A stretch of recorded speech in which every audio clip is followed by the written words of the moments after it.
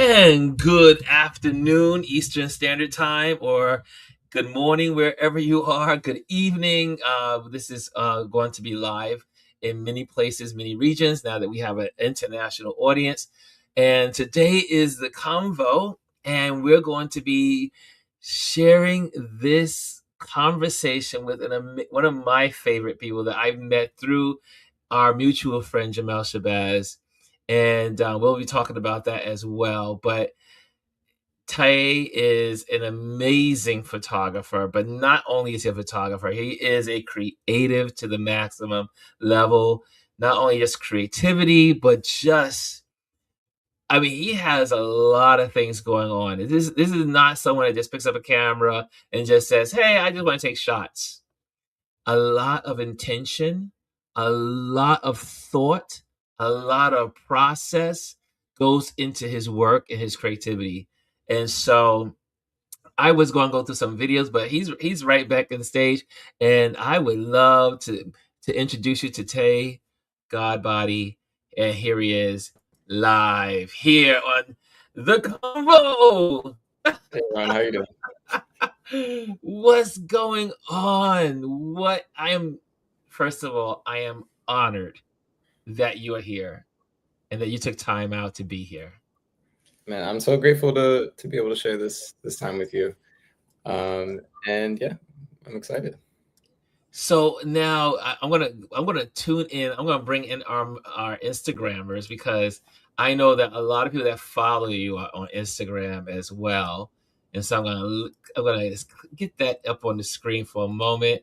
And but while I'm doing that, we're gonna talk about your early life. How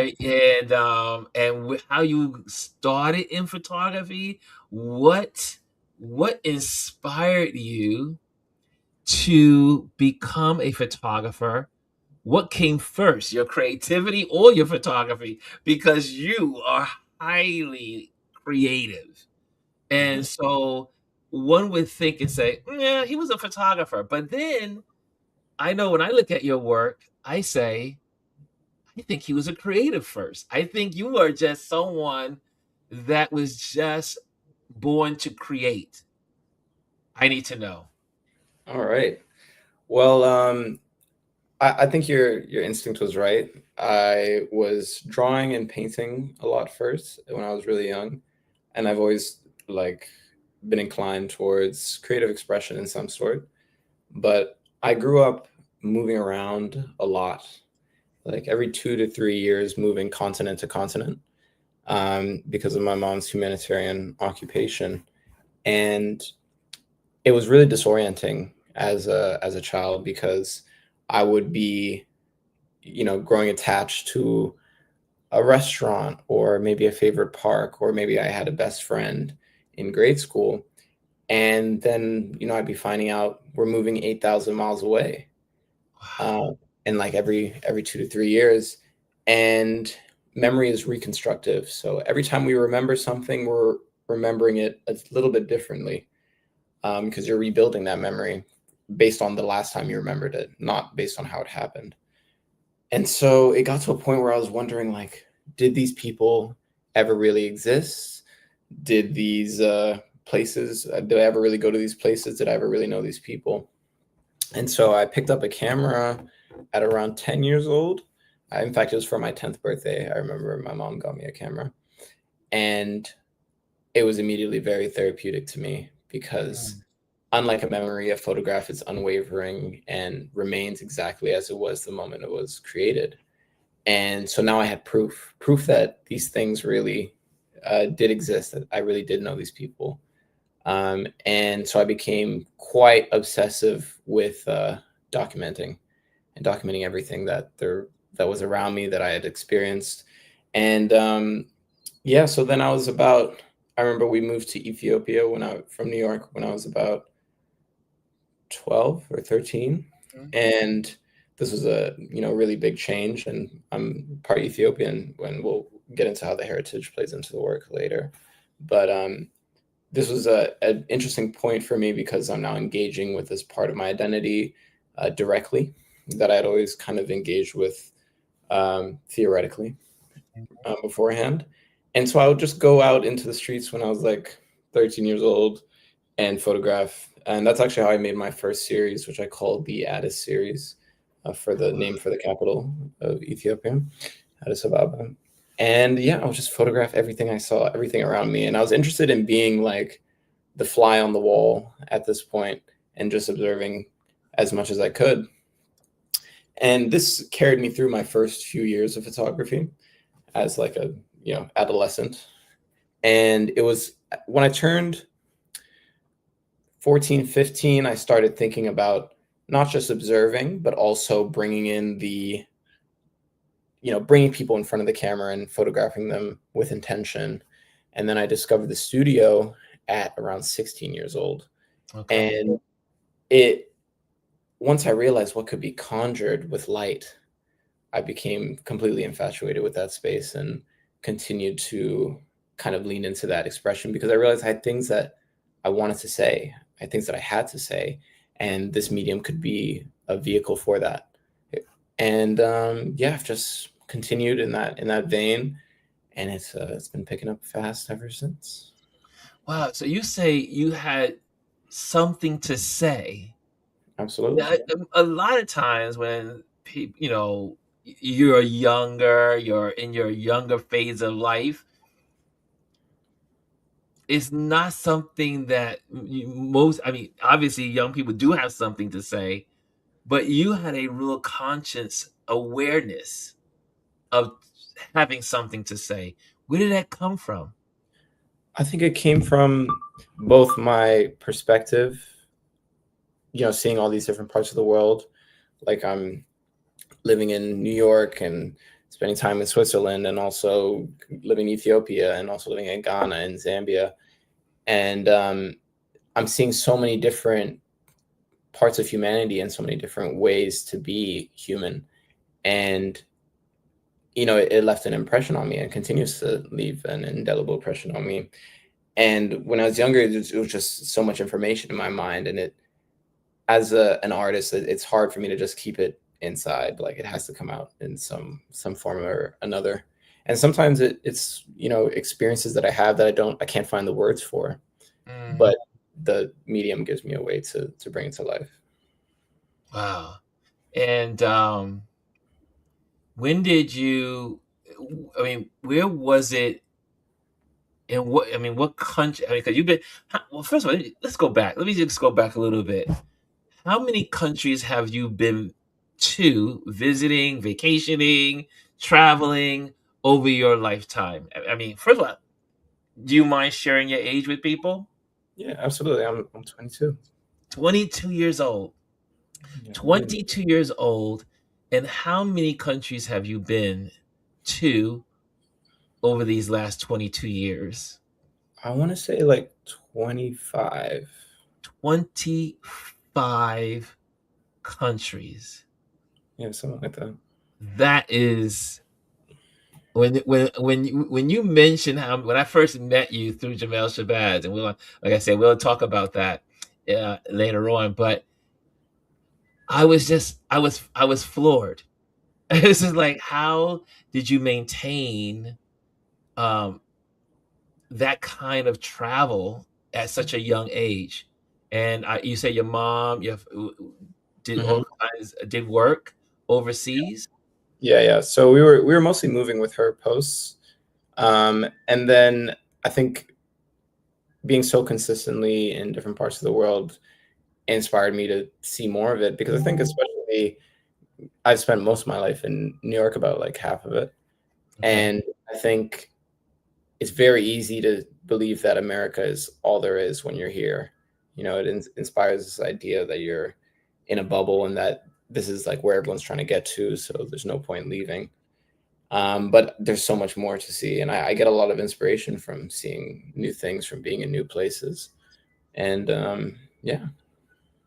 Wow. But I'm gonna this I went to your website and I was impressed by your statement, and let me make sure I got it all correct here. Mhm. And this is some of your work.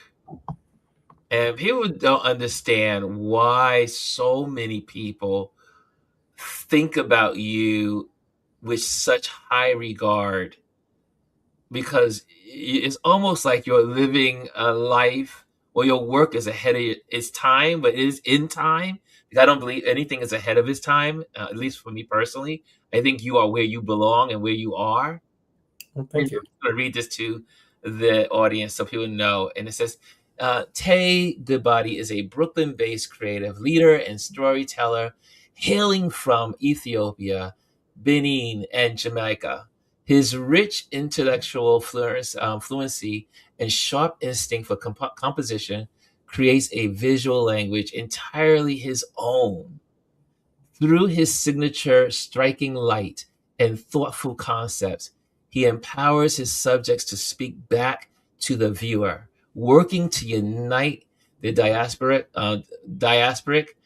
perspectives. His work has taken him from collaborations with Disney and Adidas, or for those who are outside of America, Adidas, to features in publications like Vogue and Essence, the Washington Post, Billboard, and Complex, while also mounting exhibitions from New York City to Berlin to Accra. You have such a resume already. Thank That you. is a distinguished resume. It to know that you have accomplished so much already. How do you maintain a sense of humility? Mhm. Yeah, I think I maintain this perspective that I really know nothing. I think in the grand scheme of things, I know nothing, and when you know nothing, I think you have everything to learn. And I think I'm always going to be a lifelong student, no matter where my career may take me. And I love that. I don't want to get to a point where I think I know more than anybody. And when you know nothing, you can learn from anybody. And I find that I learn not just from people who are more experienced than me, but from I get knowledge from places that you wouldn't expect. Like sometimes children, it'll be like a 4-year-old, and just their unbiased, unfiltered through the world's perspective will give you a gem of knowledge that if I felt like, oh, you're a 4-year-old, I know more than you, I would have passed it. Um, and yeah, I think another thing is I try to remember that there's so much more to come. I truly believe that I'm like 5% of what I could be, and I'm only going to get there if I apply myself and if I continue to do the work. Wow. And so now you have I'm just trying to you have so much that my brain is like all over the place because you live in obviously in New York City. Mhm. And I noticed that you have a lot of events in Brooklyn. I Is do. there a reason why Brooklyn and not Manhattan and not other parts of the city? Why are you your gravity is towards Brooklyn and sharing your work? Mhm. I mean, this Brooklyn shaped me and raised Mm, me.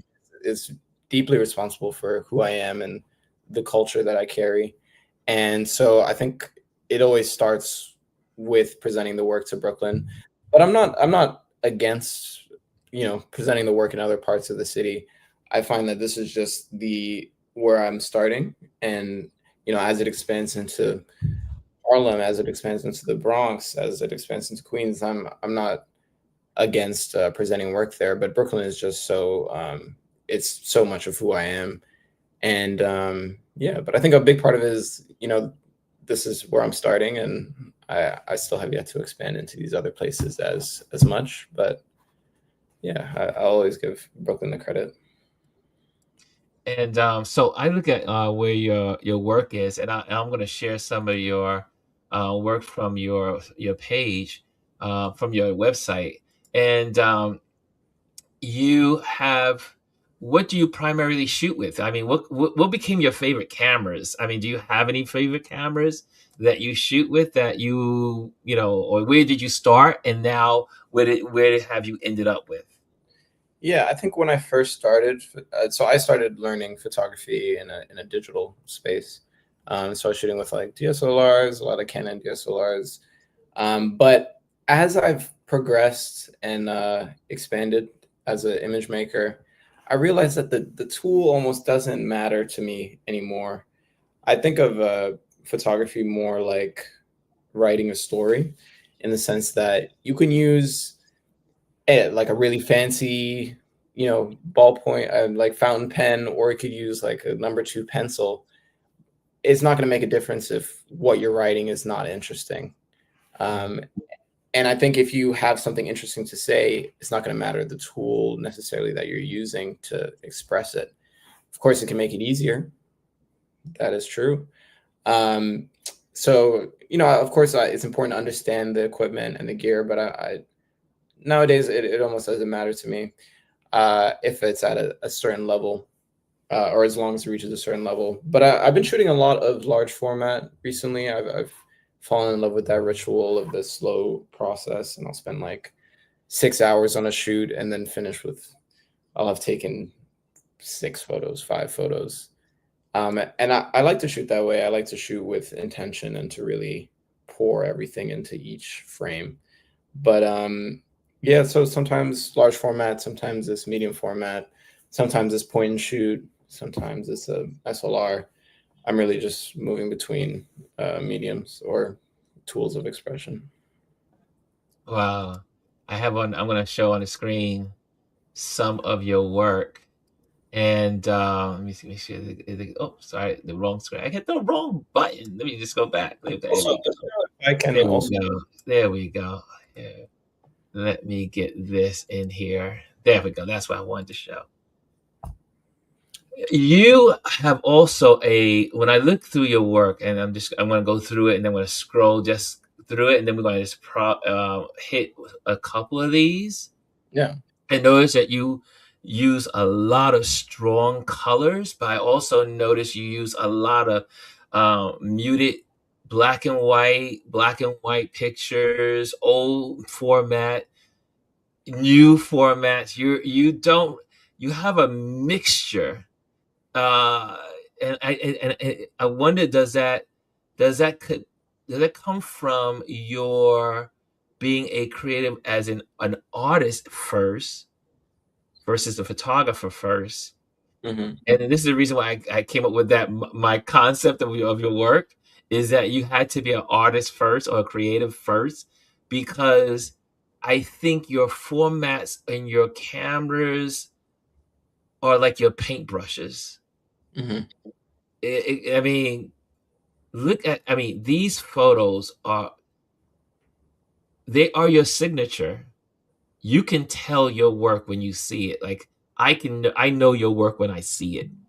Oh, thank you. That's And the thing, I think. what's that? I think that's the most important thing to me. Yeah, and I mean, like, I'm gonna dive into this one right here. Oh yeah. The choice of color, the way you photograph, as I'm scrolling, you can just interject and share you know, what is your process? What are you thinking? What are you delivering to your audience as you create this? Because you don't take pictures, you create pictures. Thank you very much. Also, let me know if I can also go live on Instagram with you. I think it'd be cool to. Oh yeah, we got definitely, yeah, we can do that as well. All right, cool. But yeah, so this is a project called Oceanus, and the model's name is Besma Ruea. And I worked with this brilliant creative. I shot this in Kenya, and I worked with this brilliant creative mind. Her name is Rosemary Wangari, She's a stylist, makeup artist, hairstylist extraordinaire, and her and I collaborate frequently. And this was one of our earlier collaborations. And this was one of my earlier series, which I did. It was about sirens. I was reading a lot of Greek mythology at the time, and I was interested if we had presented sirens as various East African women. And so I would go through a list of different sirens from Greek mythology, and this Mhm. one's name was Oceanus, and this was the ocean siren. And it was really inspired by this particular moment I remember experiencing where I had I was in Lamu, which is an archipelago off the coast of Kenya, and because it's a series of islands, you have to take a boat from place to place.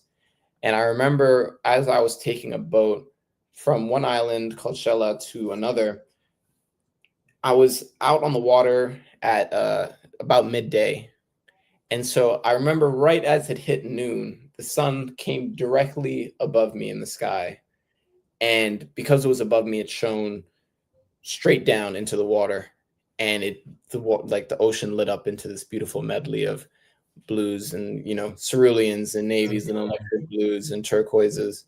And yeah, I was so inspired by the beauty of nature, and thus we really see like God as an artist. And so as soon as I went back to Nairobi, I knew I wanted to do something around these various blues. And yeah, that's where this project was born. Wow. This is if you talk about blues, this is my favorite. The colors you use in the palettes are Mhm. my favorite blues, and that's why it really stuck out to me. It really like, but you have other photos, and we'll go into them. Yeah. We go into. Let me just step back and do. And also, we are on Instagram live right now. So for those that you can find us Yeah. right there on Instagram. So I was wondering, is it possible for me to also join the live with you? I don't think so. Not through this Okay, okay. virtual. No, I don't think so. I've never done it before. Let me see. Let me just see if we can do that. Hold on a second. I know we have here. I don't think it allows me to separate it. That's No. But we are live on Instagram, right, as well. If anyone out there knows how to use StreamYard in that fashion, I fine. don't know. But you are definitely on Instagram right now, live. Okay. And so also, this was one of the other projects, but there's another one that you use amazing colors. And this is,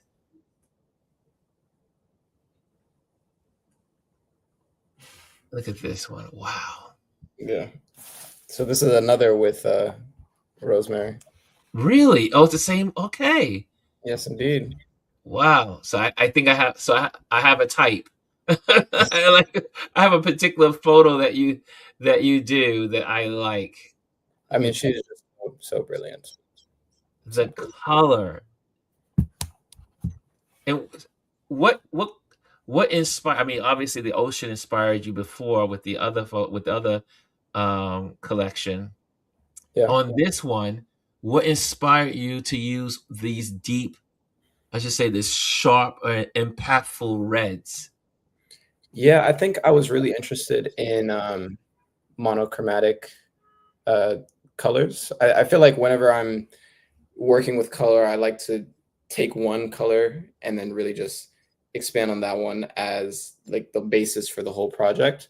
Hmm. But I think that with this one, red is like one of the most powerful colors. Like I have so much respect for red as a color, and so to fully envelop the subject in that, and then lean into the silhouette. And if you can see, we even have like a bit of red on his face. Yes. And working with light, but then also makeup, and then also garments, and approaching the red from all these different angles. Uh, I think was one of the things that made this project so strong. And I didn't even, this is a lot of people's favorite, Mr. Black Fantastic, but I Hmm. wasn't even ready for it to be what it was. But I feel like that's kind of how that's the nature of the art a little bit. Well, and also you said, okay, you just mentioned about the styling. Yeah. So what is your creative process when it comes to your work? Hmm. Or does it change by work, or do you have a certain standard, or like A must happen, B must happen, C must happen in your creative process? I think it really does change um, based on the project, but usually how it goes is that the work comes to me very vividly in my mind. Sometimes in a dream, sometimes in like a specific experience I have, like brings it to me. But then once it's in my mind, the next step is then articulation. So I sometimes will write about it. Sometimes I'll draw out the images that I see. Sometimes I'll even paint them. But it's just about getting it out of my mind and onto some sort of paper. From there, now I can clarify it into a concept, do research to inform the work to make sure it's not just vapid. And then from there is finding collaborators. Collaboration is such a huge part of my process because I don't think you can do anything by yourself. Um, and so then it's about finding the most capable collaborators. And from there, so I reach out to whoever is capable and I discuss it with them. Usually they'll bring in an idea themselves or elevate the concept in some way. From there, it's about finding the resources. Once the resources are acquired, um, it's about the realization of the moment. And yeah, then it's the making. And one of my greatest joys in life has to be being on set and leading a set and watching an idea of mine come to life like in front of me. And the frequency that's created on a set where everybody is capable, everybody is in tune with each other, and there's not like egos battling, and there's good music playing. I find that that's the fruit of life for me is those moments. And I find that the best work is made when uh the vibe is high. And yeah, so and then from there is then the post-production process. I'm photographing it and then I also develop the film myself. I try to not have a middleman in that process because when I make it with my hands, it just feels more real. Like I feel like I have more of a connection to the work. And so, yeah, I then develop it myself, and then it's about the curation of it. Whenever I think of shoots in history, sometimes I'll take a shoot, or I'll have a shoot and I shoot maybe like 4 rolls, 5 rolls, 10 rolls, whatever, and I have 100 photos, and it's about curating it down to like two or one. Because in like historically, whenever I think of the iconic images that have defined an era or a moment or a brand, it only really comes down to one photo. Like we don't remember 5 photos from one photo shoot. It's only really that one photo that will survive. And so I try to think about what that image is for me. And yeah, sometimes it's a lot of killing of darlings, but I think less is definitely more. How do you? I mean, let's change this with this. How do you? Yeah, the killing of darlings. Things. I mean, I think for photographers, we take photos, right? We create photos, we take them, they're part of our lives, they're documentations, they're signatures to time. Y- How do you narrow it down to your favorite two? It's really What's difficult. the process of elimination? I mean, I think I can't do it myself. I find that I'm too close to the work as the you know as a person kind of birthing it. But I have a few people that I trust. I trust their eyes, and I trust that they can be honest with me as curators. And I present the work to them, and I see what resonates with them. Sometimes I take it to a few people. I see if the same work resonates with different people. There's usually something there.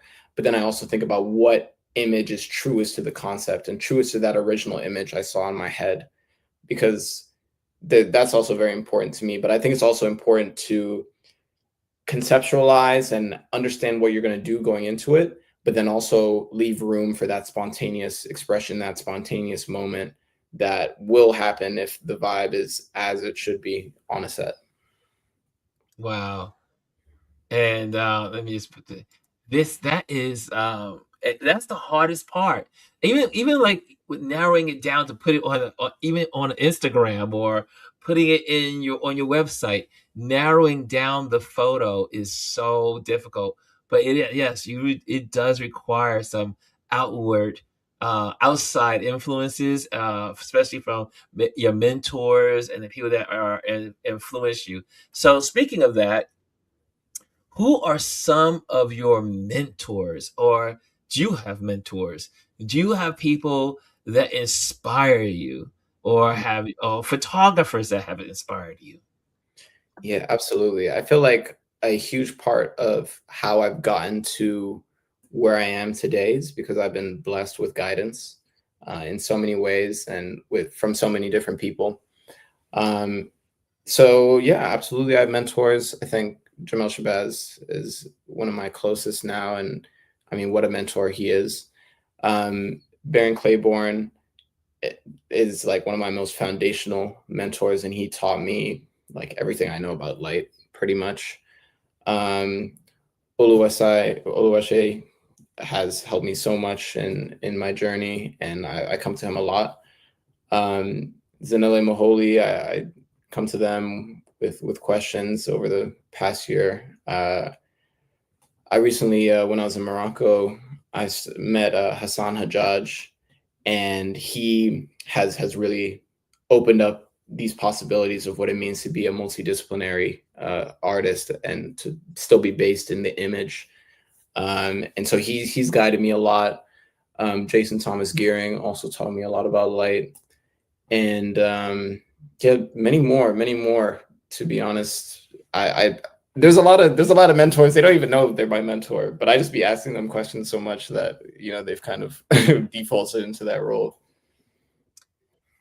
Here's another question. Since you mentioned that some people don't know that you are that they are your mentor, do you Mhm. have mentors that are not alive, that are some photographer out there that has done work before you, that you've seen, that you took time to really seek out that photographer or that artist that inspires you today? They may not be here. They don't Yep, know you even exist because they're not here, right? yep. But they have influenced your work that has impacted in a major way. That's a great question, and absolutely, absolutely. I would say, Roy DeCarava, Gordon Parks, Irving Penn, Avedon, Herb Ritz, um, Jean-Luc Sif, um, Paulo Reversi is alive, but I take great inspiration from his work. Anthony Barboza, Hero, um, Renee Cox, also alive. Take a lot of inspiration from her. And yeah, I feel like those ones are really key to me. I mean, Edward Steichen, Edward Weston, uh, masters of form and light. Um, and I also take a lot of inspiration from people outside of photography too. Like, Egon Schiele, his use of form is deeply inspirational for me. Kerry James Marshall, also living legend, but his work is like that's it right there. Um, and yeah, I think those ones are like some of the main ones, but I'm really a student of the game, and I would say those are the ones that inspire me the most. Wow, I like that. And so here is this is your Instagram page. For those that don't know, you can follow him on Instagram. You can take a look at this page. Your Instagram page is curated in such a beautiful way. And there's one thing on it right now that has caught my eye, and we can talk about it. And that is your book. Yes, Now, indeed. Yes, indeed. Now, when you first we were at Jamel Shabazz event, book signing.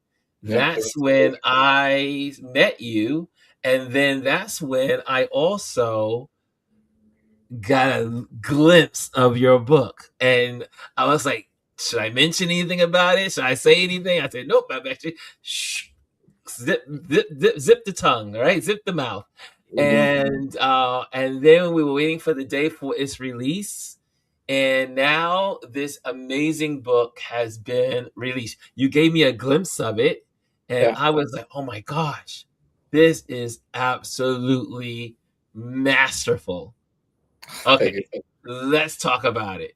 What inspired you first to create this book? Hmm. What were your inspirations in creating this book as well? Yeah. I mean, I looked into the sun. Here's a Here it is in the flesh. Um, I think at this stage of my life, we've been so inundated with digital presentation, and I almost feel like it doesn't last. Like when I present a work on Instagram, or if I am putting work on the internet, there's no guarantee that, if a natural disaster takes out the servers, that the work is even going to exist anymore. And I'm also at a time in my life when the work is moving so fast and things are changing my life so quickly, and my career is advancing in ways I couldn't have foreseen just months before. And so it was important for me to preserve the way that I was approaching the craft as a young artist and as a young man, so that I can look back on it in 10, 20, 30 years and see who I was, and to see what guided me, um, and then and also to see it in a tangible way, in a tactile way. I think that's so important, especially now. And yeah, me and my brother David Calvo, we worked on this for like 2 years. I invested like $10,000 into it. That's the most money I've ever spent on any one thing, because I wanted to do it independently and I wanted to do it my way. And I did, and now it exists, and that's a really beautiful thing. You said you wanted to do it your way. And that, again,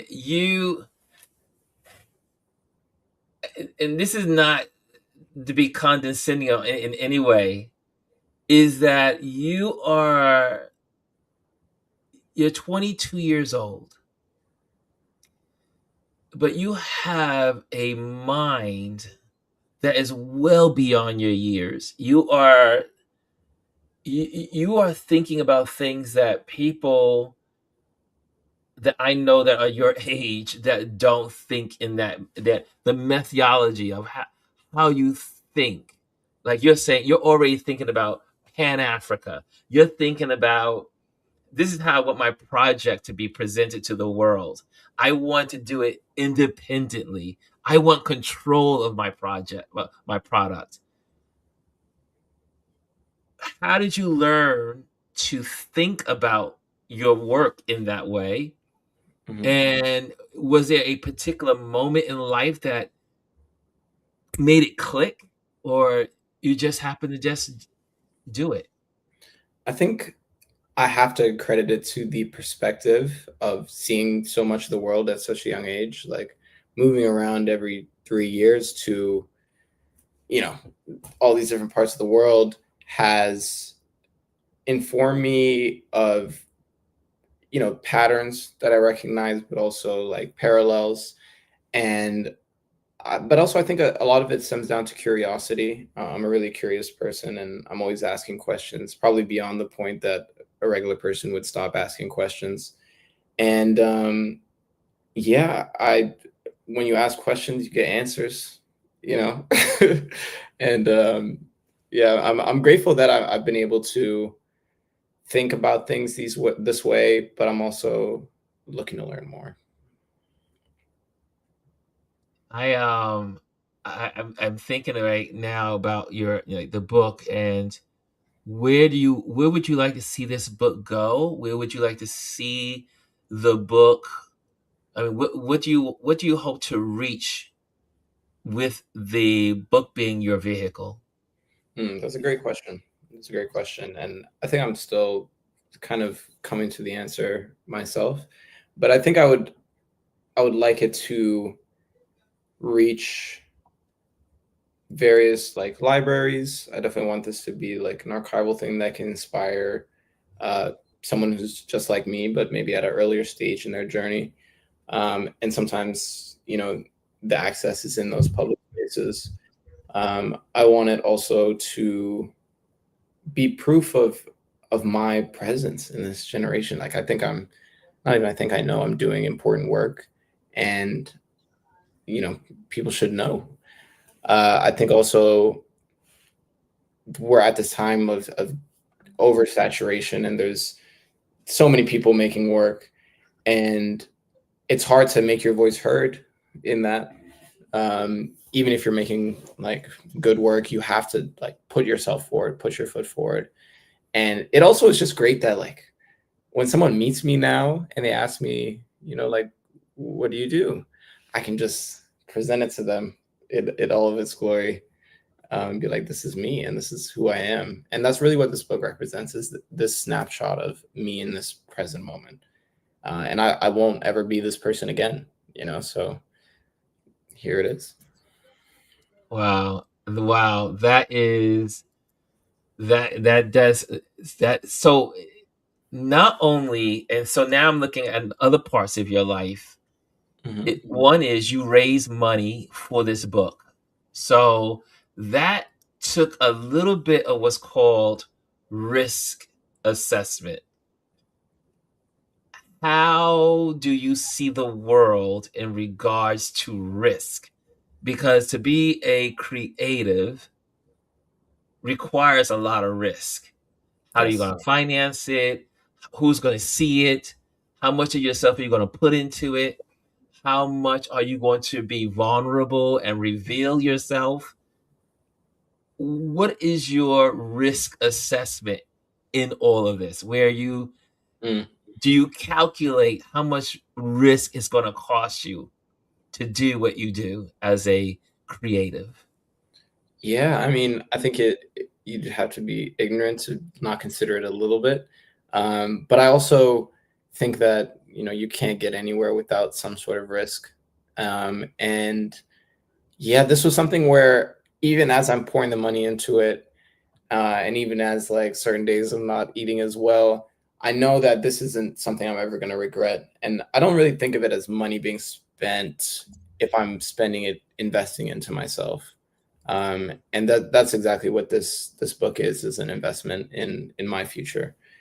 And so I'm not looking at it as money going out the same way. It's just kind of coming back towards me. But I'm always thinking about like I have also poured this money into this product, uh, but it's also more than a product. It's like I said, this is proof of my existence.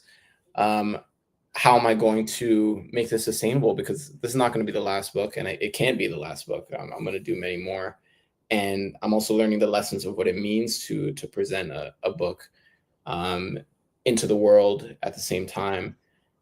And so I think it's like I've never been averse to risk. I think that's a big part of what the of this title is about. I looked into the sun is engaging with maybe what you're not supposed to, and a lot of people have told me not to do certain things, and I've had to do them anyway.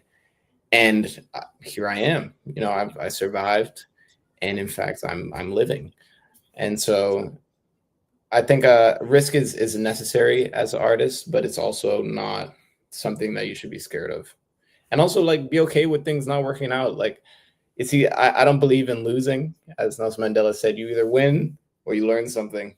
So, Wow, nice. I am a believer that failure. I learned this lesson.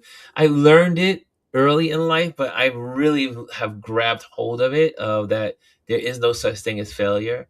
Failure is mhm. just another word for a chance to be educated. And so, um, you do you have any exhibitions coming up or anything that you that people should know about, or that I know this right now we have the book, Yeah. and And I know you have two events that are happening. would you like to share those events, book signings and stuff, so people can get this book? Where can they find this book? How do they obtain it? Do they go online? Do they go to a bookstore? How do they obtain this book? Yeah, I mean, the best way is through my website. You know, you can order it as supplies last, but I'm also having there's being sold at Photodom. There's some at going to be some at Make Manifest, at Pink Folder, also ICP. You should be able to acquire a few of them there too. Like just a few days ago, they acquired it for their library collection, so that's really cool for the work to be able to exist in that space too, where so many historic works exist. And yeah, but there's going to be I'm going to have the first book signing for it on Thursday at Photodome. So definitely feel free to come to that and to hear my perspective on the work, to get it signed. But then also in July, on July 24th, I'm going to have another book signing with at Powerhouse Books in Dumbo. And that one's going to be really exciting because Jamel Shabazz and I will have a live conversation where we exchange perspectives about photography from an older, more established perspective, and also from a younger, more emerging perspective. So definitely feel free to come to that as well. Great. And we will definitely have that in the description of this chat and this conversation. And because you need to be a part of this. People that are watching this, if you're viewing this for the first time, this is a good time to hit the like button and let people know that you're here and watching this.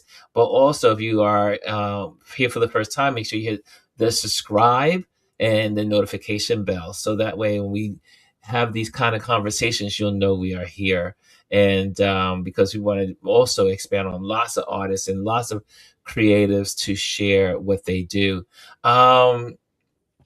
You are, let me see, I just want to make sure there was one thing I wanted to, I think I have here. I have to keep my notes. My brain can't keep everything in it, so I have to write notes down. And let me just get this in here. Hold on a second. Yeah. And it was, how do you, I think it's already naturally said. I think we already know it, but I would like to hear what your concept is on how do you stand out against the masses? Mm-hmm. There are photographers everywhere. They have the smartphones, they have the DSLRs, they have the mirrorless, they have the Hasselblad, they have Nikon's, Canons, they have all of these cameras in the world. Everyone thinks they're a photographer. Everyone thinks they're a photographer. And Mm-hmm. there's I think they did a stats that there was like several million photography pictures taken in a day, and then there was one that was millions of photos taken in an hour or something like that. Yeah. How do you get your work out into the world? Obviously you have the book, obviously you have conversations, but how do you stand out against the masses? How do you do that? How are you doing that? I feel like for me, it's basically about understanding that there's no point in trying to do what is already done. If somebody has taken a lane and they found success through that, I'm really happy for them, but I'm not seeking to emulate anyone else's path. And I'm interested in the pursuit of originality now, even though it's harder than ever to be original because everything's already been done several times over. However, there is one thing, one thing that has not been done, and that's that no one has ever been me, and no one has ever lived my life. No one's ever had the conversations I've had, listened to the music I've listened to, seen the art that I've seen, lived in the places I've lived, and it's the amalgamation of all these things that makes me who I am. So if I'm able to really present myself in a way that's committed to authenticity, it's not filtered through trends or others' ideas of who I should be, or of what good art is, then I can find that originality in a way that only I can. And I find that that's the biggest achievement. Like that's the the paramount achievement for me is to be yourself. And if you can truly be yourself, everything else kind of falls into place. And it's hard. It's really hard to be yourself because everything else is kind of telling you who to be, all these other forces that are like beyond our comprehension. But because there's so many people, because there's so many image makers now, I really have no choice but to just lean into who I am. Lovely. So I have something here that I wanted to share. And this is one of your interviews. And Mhm. I thought this was so good I said we have to share this. Mhm. And Shot here we go. by Asian Womack, by the way, I must say. What's that, buddy? Shot by Blay Womack. This is a Blade brilliant, Womack. yeah, And brilliant. do you want to say anything before I start it? No, you let it rock. You let it rock. Okay. From a I long say way. everything. People Here from we around the go. diaspora, from Ethiopia, from Benin, and from Jamaica. And we're here. I feel like with this project, I Oh, there tapped he is. into Good boy. this idea, and instead of letting it go, I kind of stayed with it, which I don't want to say is unlike me, but I tend to be moving on to the next thing very often. I'm constantly having new ideas, and so I'm constantly moving on to the next idea. But with this one, for some reason, it held on to me. I was just so fascinated with the light and the fleeting nature of the light and the organic shapes that I was able to craft. And as I continued to work on the series more and I introduced more and more subjects, I realized this was less about me and more about my community and how I could give them their flowers and celebrate them for all they've done, because Lord knows we don't get that chance enough. Um, and so it's kind of a collaboration in the sense that I'm working with people who I know and who I value and who honestly inspire me in many different ways. But I'm also thinking about my visual world and how that ties into it. And Whispers from the Ether, in the literal sense, is about the light, but also is it's kind of a visual example or visual representation of, you know, the spiritual act of having an idea, of it floating around in the ether, grabbing it and pulling it into reality. And I feel like that's what this whole series really represents for me. It's about the spiritual satisfaction of bringing an idea to reality from the ether where it lies. I remember when I was younger, my mother stressed to me that I can't just be making work or achieving success for myself. You know, it's shallow and it's not enough. It's great, but it's not enough. And I feel like now this next step for me is I understand that I have a voice. I understand that I have a powerful voice, one that can reach people. And I want to do everything I can to use that to make a difference, to push us that much closer to the revolution. And I feel like it starts with positive self images. And I feel like I can contribute that meaningfully. But I also want to go past that, past the symbolism that I can portray with my work, which is important. But I want now to be able to use my vision to create tangible resources. Wow.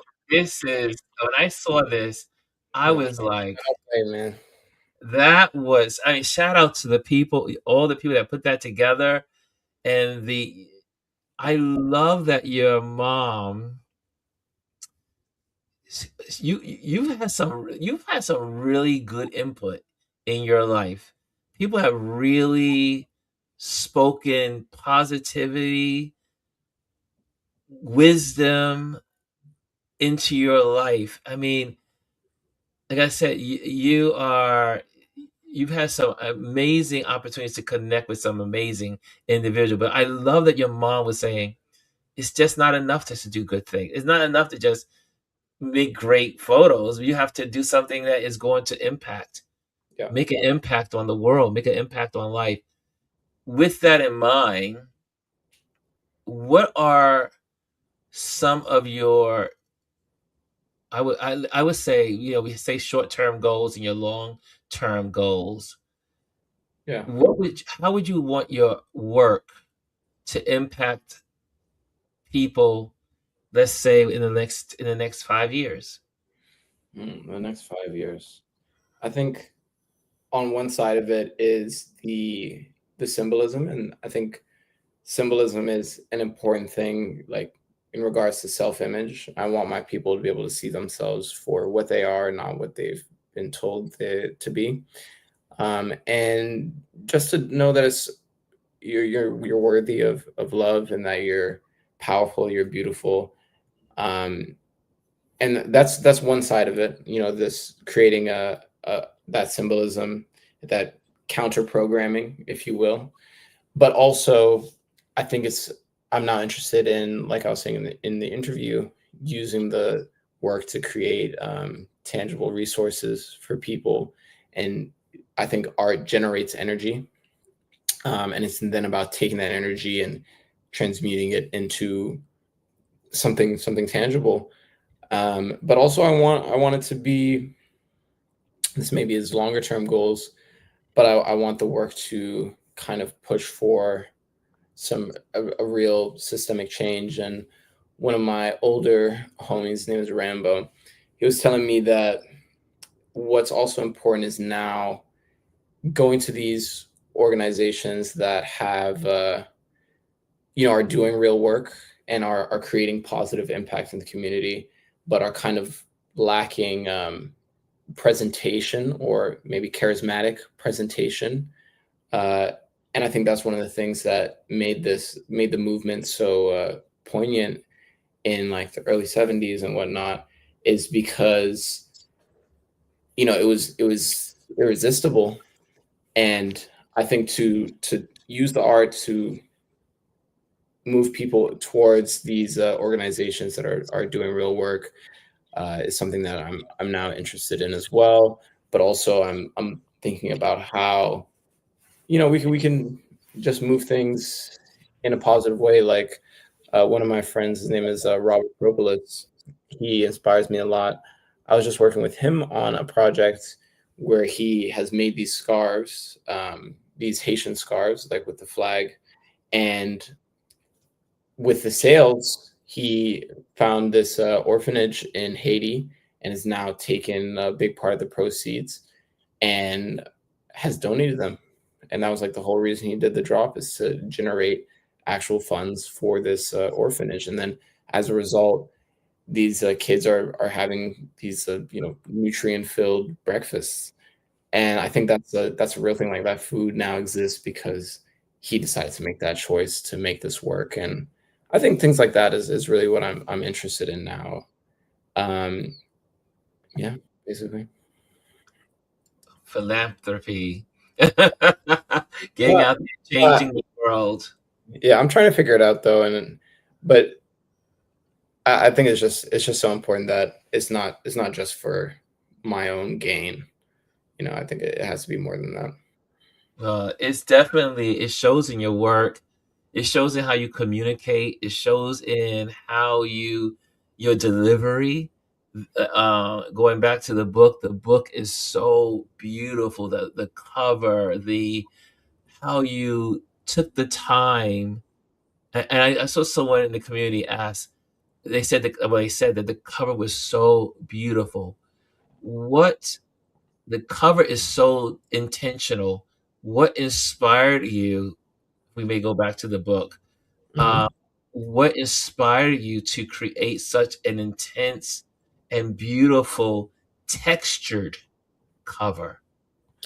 Yeah, I mean, I went through a few samples, and I think it was really that I didn't want to just have like a regular book. I wanted the book to be an art object in and of itself. And so, like, for this, the collector's version to go, I don't know if you guys can see the gator texture, Yes. and then even inside to have like the red velvet interior. And then for this one to have the leather and the Tipton and the gold embossment. Like, all the I'm really a perfectionist, and it took a really long time because of that. I had to restart the process several times. My manufacturer was not happy with me, but I just wanted it to exist as something that you want to hold and you want to open, you want to experience, rather than just something that holds the images together. I love the way that the tech. I mean, you saw when I first saw the book at the when we were at the bookstore Yeah. for Jamel, I was like, "What the heck?" It was like it was to be. And I'm well. For those that don't know, obviously, I'm an interior designer as well as a photographer, and so we designer types. We're all about the texture, Mhm. and so your book not only was something beautiful visually inside, it was something beautiful on the outside. And it was also, as a designer, as an interior designer, I'm coming from an interior designer mindset. Yeah. Your book is also has the ability to sit alone on a table, on a coffee table. It has that, let me place this on the coffee table and people are going to respond to it. Yeah. And that and seeing the other level, like you have the inside with the beautiful red, and you really thought out the process, Oh yes. man. Oh yes. I don't know. I that leaves me kind of speechless in some ways. And the reason why I say that is because I have interacted with interior designers and lots of folks that are in the textile industry, or here we have in New York City, ICFF, and all the interior design events that happen around the city. And you Mhm. meet these incredible creative people. Your book is on that level. It has that kind of weight, the texture, the colors, the gold. It was, like I said, it was very well thought out, and I was very, very impressed, and still am impressed, and that's why I am going to find you and get a signed copy at Yeah. your next book signing, and because it's worthy to be able to just sit alone and join my other collection with my Jamel Shabazz over here and all the other my favorite people in the world. That I don't buy every book, but there's certain books that have such meaning, and that's when I decide to make that purchase. I'm like, oh my god, I gotta have this, and not only because I'm thinking about myself, but I'm thinking about my book collection or who I'm passing it down to. Mhm. I don't know. That sounds kind of whack, maybe a little Oh, out there. it's But real. when I collect books, these books are not just for me, but they're for who comes after me. And so your book is going to be part of that collection. No, thank you. And I think a big part of this book is this ethos is how it's going to exist, not just now, but how it's going to exist in the next 30 years and 50 years. And there's it's a limited run, and I think this is going to be something that's going to accrue in value over time. And yeah, like I'm not going to do more. This is it. You know what I'm saying? So um and there's only only a few places it can really be acquired and stuff like that. So I'm definitely controlling the supply and thinking about what this is going to mean in 20 years, 30 years, etc. I love it. I love it. So as we wind it all down, there's a 16-year-old somewhere out in the building. There's someone that may be watching this that's 15, 16 years old, Hmm. and they're trying to figure it all out. Yeah. And they are looking at you, and you're not that far from where they are now. Not at all. And they are looking for inspiration. They need just a couple of words to hold on to Hmm. so they can begin their journey. what would you give to them? What would you say, and even say to your 15-year-old self, even Mhm. though your 15-year-old self is not like everyone else's, but what would you say to that 15-year-old in you and that 15-year-old that is in the world watching this video? I think I would say, don't be afraid to be yourself. I think I would return to this point that there's you're going to get the furthest by doing what's true to you, and by leaning into what is unique about your experience. I think when I was younger, I would be trying to create things that were palatable or that were easily understood by everyone. But when you try to speak to everybody, you speak to nobody. Mm. It's only when you're speaking to your own experience that you create something universal.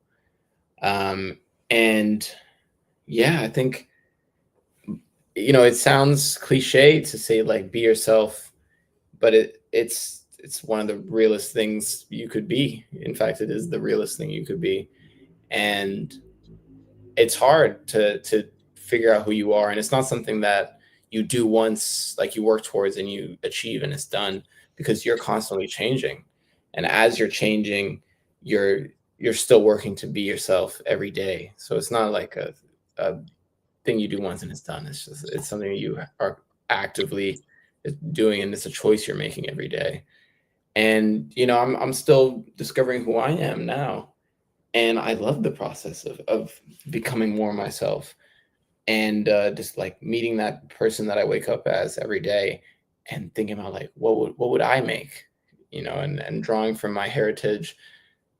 This is kind of a separate from what I would tell my 16-year-old self, but my artistic mission, like the reason why I do it, is because my family comes from Ethiopia and East Africa, Benin in West Africa, Jamaica in the Caribbean, and Brooklyn and in the Americas. I think I'm interested in uniting these diasporic vistas, and acting as a bridge, as you so aptly said, between these spaces that colonial history has scattered. And I'm working towards it every day, and I think that the image has the potential to do this in a really meaningful way, because I think we're more alike than we think. I think the lines that divide us are weaker than the things that draw us together, and I want to show us that. Wow. I love it. I love it. And this is a good moment for some Q&A. If anyone has any questions for Mr. Tay, and if if you have it, just put it into the comment. And I am also looking over at the Instagrammers as well, and but you guys are on a slight delay, and so we'll look at yours as well on Instagram. But again, this is I am honored to have you here, and this was, I think this conversation was so good for so many people to hear on so many levels. And it didn't matter what age you are, what background you're from. The words you share with such great, are filled with such great wisdom, and can be applied to different parts of your life, no matter where you are in your creative stage, and or whatever creativity you're doing. If you are a painter, or you are a songwriter, these are all the arts. And I think a lot of the wisdom you shared here can apply to all of those art mediums. Mhm. I So if agree. you have any questions out there, this is your time to ask this amazing brother some good questions. So if you have any questions about, I mean, he's seen some parts of the world. He's traveled. I told him he's my inspiration for traveling. I have not been. I've been to a lot of countries, but I've not been to as many countries as he's been to. I don't know. You've been to a lot of things, But I'm a lot older.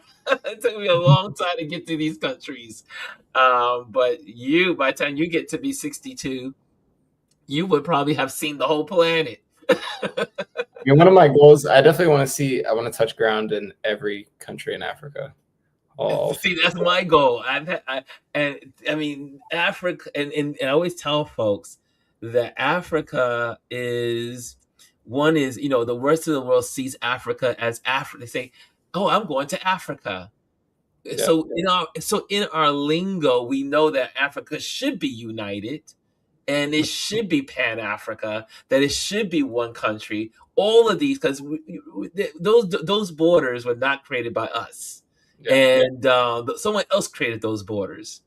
And but there are 54 countries represented on the continent, hmm and it is a worthy goal to, if you can see all of them. yeah. And I pray that also in your time, and hopefully in my time, I still got a long time to, got several decades to go, that there will be a merging of all of the countries and creating this beautiful Pan Africa, which will also include the Caribbean, and that there is a growth and transactions and connections and giving of culture and and sharing. Is Africa is so beautiful. I mean, we know because we've traveled on the continent, and it is also something I wish that every person would have the opportunity, is to travel throughout the continent. It's so beautiful. And even on this point, I feel like it's not my ideas of what like a Pan African society look like have kind of shifted because I don't think it should necessarily be a I don't think it should necessarily be all merging into one thing. I think it's about a more of a synthesis of Mm, the cultures and giving because we're all very different. Africa's the most yes. biogenetically diverse continent in the world because of how old it is. Yeah. And I think it's important to give each of the different peoples within Africa, the different tribes, the different ethnic groups from from the Wolof to the Bantu and whatnot, their own space and their own respect, but also thinking about how we can work together to build this infrastructure and to support each other rather than being at each other's necks. So Yeah. it's not necessarily about like a massive merging of everybody, but also it's more of us being interconnected and giving each other Interconnected. research. Exactly. That's I would say that's the better term. And because I find, I always get the question, and I'm sure you probably get the question as well, what's your favorite place in Africa? What's your favorite place on the continent? And I'm not sure, but maybe, and you can maybe expand on that thought. For me, it's very hard to say this is my favorite place, because every place is so unique. It has its own identity, and it gives me each place gives me its own love or cherish for it. So, how do you feel about being in traveling Africa, the continent, and going to all the countries you've been to? Do you feel the same way of having like, this is my favorite place in the world in Africa, or my favorite place in Africa? Yeah, Do you have a favorite place, or do you have a love for many places? of course. I definitely have a love for many places, and I have love for the places I haven't even experienced yet. But I Hmm. think everyone's perspective is going to be different based on how you've experienced that place. And of course, Kenya has so much more meaning to me than other places because I've lived there for so long, have developed so much. Like I was when I was 16 discovering the studio, I was in Kenya, and Wow. that place is and I was in Kenya the whole pandemic. That was a whole thing. Uh, Wow. but also, I'm from Ethiopia. I'm from Benin. These places, like that's of course going to be one of my favorites because I'm connected to it in through my blood and the time I spent there. And there's also like the recency. Like I've just experienced Morocco, and what a place that is. It's Oh, like the land is brilliant. But I can't say I have a favorite place necessarily. Like everywhere has its pros and its cons and its things to experience, and I'm interested in experiencing them all. yeah, since you brought Morocco, and I still have a little bit of time with you, just a little bit more time. Um, I was supposed to go to Morocco during before COVID became the world stage on the world stage. I had the tickets to go that December to Morocco and never made it. And now I'm waiting to go there. What was your favorite thing to do? And you photographed a lot. I was following you and I was watching your posts and I was looking at the neighborhood, the people, the interactions you were having. Yeah. What was your biggest takeaway from Morocco? I I won't mean, even say favorite. I will say, what was your greatest takeaway? takeaway. I think this is one of the most incredible um, topographies I've ever seen. Like the land is crazy. Like in the desert, you can see snowy mountains on the horizon, and then they have a crazy ocean, and then they have like rolling hills with greenery and all of these different things. So I think that was one of the things that stunned me, and also the culture is so rich, and like learning about Ganawa, which is one of their musical genres, was super fascinating, super Mm. fascinating. The context behind it, and like the spirituality of the place. Yeah, Morocco was real cool. How was the food? Food was great. Food was How about great. food? So I feel like, but I also think because I'm a pescatarian, I can't really experience the best of it. Okay. Okay, So gotcha. that lamb was banging, but that was Lamb is like the is for like in Namibia, food is it's a very meat country. Everything is meat, and so and lots of it. But lamb is a big thing, and so it's interesting. But Morocco, I've heard it. The food is good. I heard the colors, the tiles, the colors that are represented. A lot of interior designers they love those that have been there love Morocco because of all of the fabrics and textures and so I'm going one day. One day I'll get it's there. there. It's there for you. Soon that one will be sooner than later. I will tell you. That will be sooner than later. And I so love I'll be reaching out to you for some tips. Yes, please do. And thank you for having me. This has been a really lovely experience and a fruitful conversation. So what's your last word for everyone? So there's no oh wait, I didn't check that. Let me double check on Instagram. Were there any questions? Let me see here.